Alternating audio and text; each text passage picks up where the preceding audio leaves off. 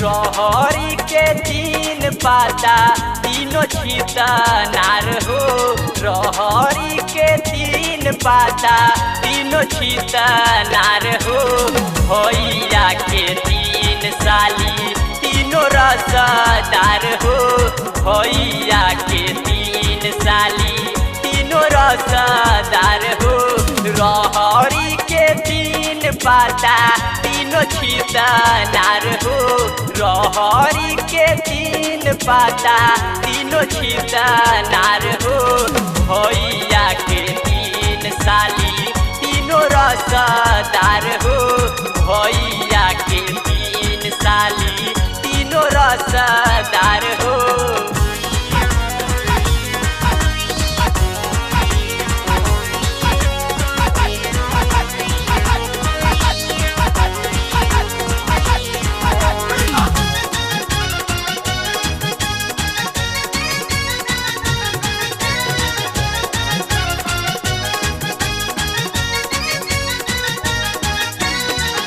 जाई ससुरारी हमार लागे बड़ा मन हो। हरदम मिजाज हमार रोहे टाना टन हो। जाई ससुरारी हमार लागे बड़ा मन हो। हरदम मिजाज हमार रोहे टाना टन हो। जहिया ले रही होके आदर सत्कार हो। जहिया ले रही होके आदर सत्कार हो। भैया के तीन साली तीनों रसदार हो।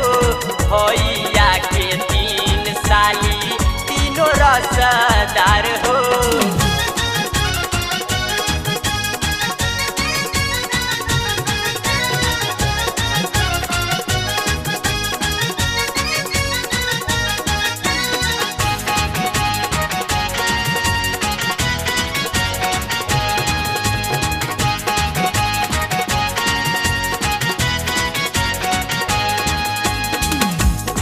रात हमार उहाँ मोती में कोटिला। बड़की या छोटकी मझली खूबे करे खेला। दिन रात हमार उहाँ मोती में कोटिला। बड़की या छोटकी मझली खूबे करे खेला। पारा पारी तीनों लगे रहेली सखाड़ हो। पारा पारी तीनों लगे रहेली सखाड़ हो। भैया के तीन साली तीनों रसदार हो। भैया के तीन साली तीनों रसदार हो।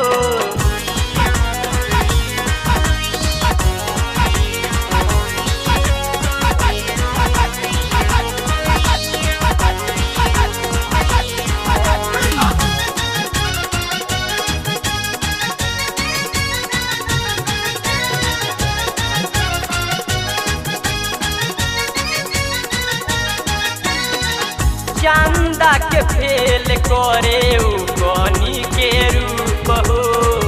लागेला नीक जैसे जाड़ा के धूप हो। चंदा के फेल करे उगनी के रूप हो।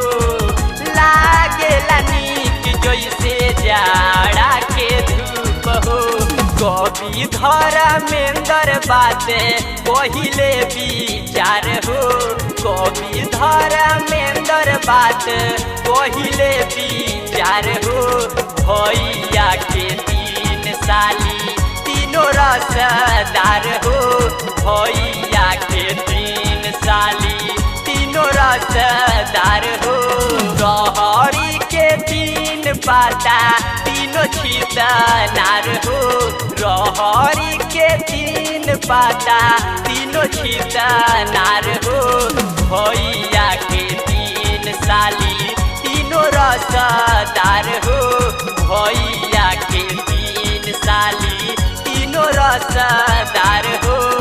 भैया के तीन साली भैया के 3 साली तीनों रसदार हो भैया के 3 साली